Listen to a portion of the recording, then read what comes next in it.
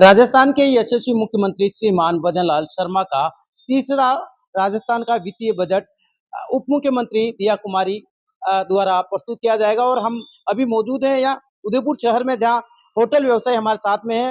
उदयपुर के होटल व्यवसायी को किस तरह की उम्मीद है, इसको लेकर हम चर्चा करेंगे कि आने वाला जो बजट है उसको लेकर ये क्या सोचते हैं। जी भाई साहब, क्या नाम है? और राजेश अग्रवाल, वरिष्ठ उपाध्यक्ष होटल एसोसिएशन उदयपुर। सर्वप्रथम तो बजट पे जाते हैं कि धार्मिक सर्किट की बात हो रही है, उस पर विशेष ध्यान दिया जाए कि उसके लिए बजट जारी किया जाए। प्लस आसपास जो जितने धार्मिक स्थल है संभाग स्तर पर, उनको जोड़ते हुए एक राजस्थान की जो बसेस वगैरह चलती है बसों, उसके एक पैकेज भी जारी किया जाए। उसके लिए बजट दिया गया है, बसों वसों के लिए भी पैकेज दिया जाए।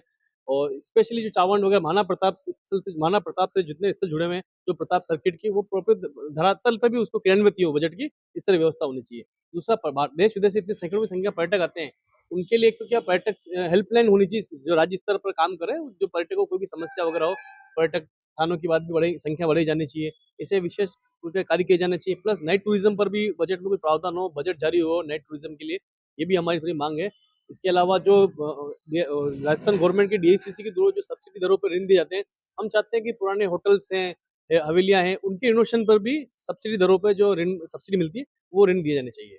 जी भाई साहब, आप क्या सोचते हैं? 11 फरवरी को बजट आने वाला है, आपको क्या उम्मीद है होटल व्यवसाय में? क्या क्या सोचते राकेश चौधरी, सचिव होटल संस्थान दक्षिण राजस्थान। सबसे पहले पर्यटकों की सुरक्षा पे भी इस बार बहुत ध्यान देना चाहिए, क्योंकि टैफ जो है पर्यटक पुलिस बल जो है उसमें नफरी और बढ़ाई जाए ताकि भयमुक्त पर्यटक घूम सके। साथ ही अभी फिलहाल में जो बजट आया है केंद्र सरकार का, उसमें धरोहरों को संरक्षण करने की बात की, तो उदयपुर काफ़ी धरोहर उदयपुर में है, उदयपुर संभाग में उसका संरक्षण होना चाहिए, जिससे अधिक से अधिक संख्या में पर्यटक और आ सके। हैं? भाई साहब, होटल व्यवसायी हैं आप, होटल की दृष्टि से उदयपुर शहर जो है देश विदेश में मशहूर है और जिलों की नगरी के नाम से जाना जाता है। ऐसे में आप व्यापारी हैं, होटल व्यापारी हैं, यहाँ से अलग अलग देशों से लोग आते हैं, तो आप क्या सोचते हैं, किस तरह की उम्मीद है इस बार बजट को लेकर? मैं सुदर्शन देव सिंह कारोई, अध्यक्ष होटल एसोसिएशन उदयपुर। मैं राज्य सरकार से हमें पूरी उम्मीद है कि हमारे जो पर्यटक जो बाहर से आते हैं उनके लिए सुविधाएं दे। खास तौर से जैसा कि हमारे यहाँ अभी ट्रैफिक के अंदर काफ़ी संख्या कम है, ट्रैफिक पुलिस की, और ये इसको बढ़ाया जावे। सिक्योरिटी के लेजे से कुछ एक अलग टीम बनाई जावे, तो उस टीम से क्या, जैसे प्रशासनिक टीम उस पर काम करे और जहाँ जो चीज़ अभी सुचारू नहीं है उसे सुचारू रूप से किया जाए।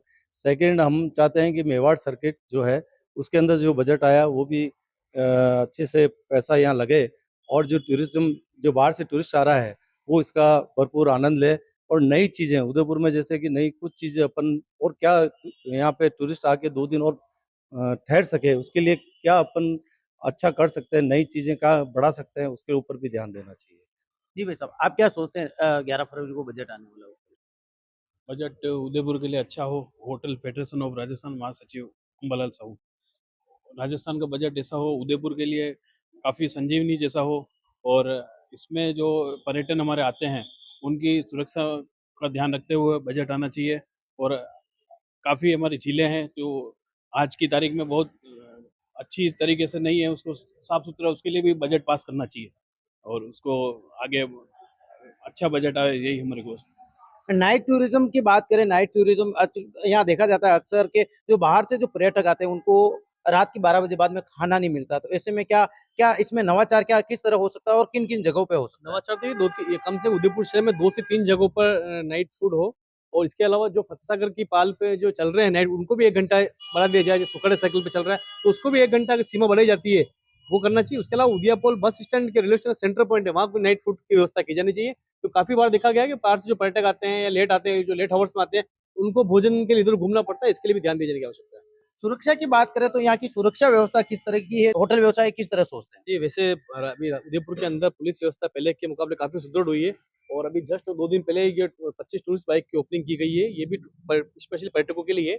हम फिर भी चाहते हैं कि रात्रि के समय पेट्रोलिंग बढ़ाई जाए, और खासकर जो पर्यटक स्थल हैं और जो रेलवे स्टेशन, बस स्टैंड है, वहाँ थोड़ा उनको पुलिस को विशेष ध्यान देने की आवश्यकता है।